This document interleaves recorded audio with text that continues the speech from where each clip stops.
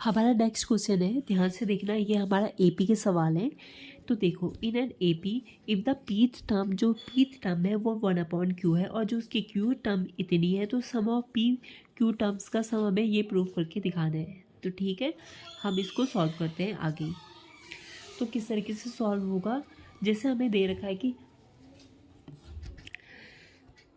तो अब आप सॉल्व करते हैं आगे को। हमें क्या दे रखा है, हम सबसे पहले हम क्या कहते हैं कि इफ एन एपी, जो उसका पीथ टर्म है, मतलब पीथ टर्म, हम फॉर्मूला क्या जानते हैं, ए एड का फॉर्मूला चाहते हैं, a n equals to a plus का n-1d, एक फॉर्मूला ये चाहते हैं। हम एस एड का फॉर्मूला चाहते हैं, n/2 a प्लस का n-1d चाहते हैं। ठीक है, हमें बोला कि pith term, if the pith term is 1/q, इसमें आपका nth टर्म ये है, तो पीथ टर्म क्या होगा, ए पी कितना होगा, ए प्लस का p-1 इंटू डी, और वो हमें कितना दे रखा है, 1/q दे रखा है, पहली इक्वेशन। दूसरी इक्वेशन, हमें क्यूथ टर्म ए एंड ये है, ए क्यू कितना हो जाएगा, ए प्लस का q-1 इंटू डी, और वो हमें कितना दे रखा है, 1/p दे रखा है।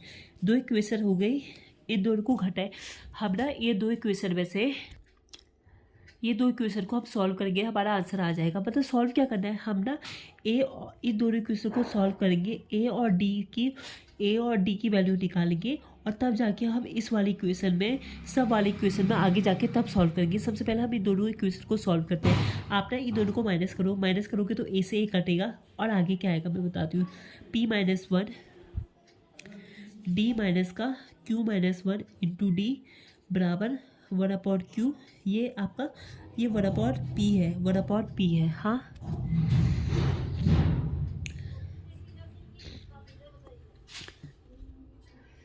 ठीक है, मैंने वीडियो रोकी नहीं। तो अब आपको, तो आप ये क्या करोगे, टी कॉमन लोगे, तो डी आपका कॉमन लेके p-1 का माइनस का q प्लस का 1 इंटू डी बराबर 1/q, 1 से 1 कटेगा, तो डी आपका कितना आ जाएगा,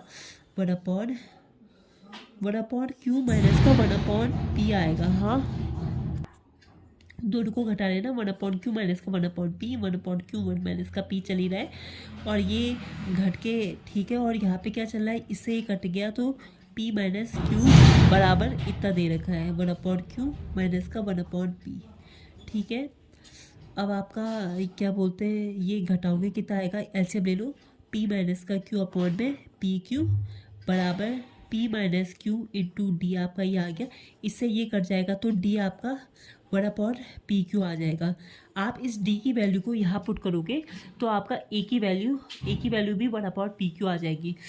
आप ये डी की वैल्यू इस इक्वेशन में रखोगे। हाँ, डी की वैल्यू जब हम रखेंगे, ये पहली इक्वेशन में ही रख लेते हैं, ये हमारी पहली इक्वेशन ये है 1/q। आप डी की वैल्यू 1/ ये रखोगे, तो आपकी ए की वैल्यू आ जाएगी, ए प्लस का p-1, डी मैंने कितना बोला है, 1/pq बोला है, बराबर 1/q।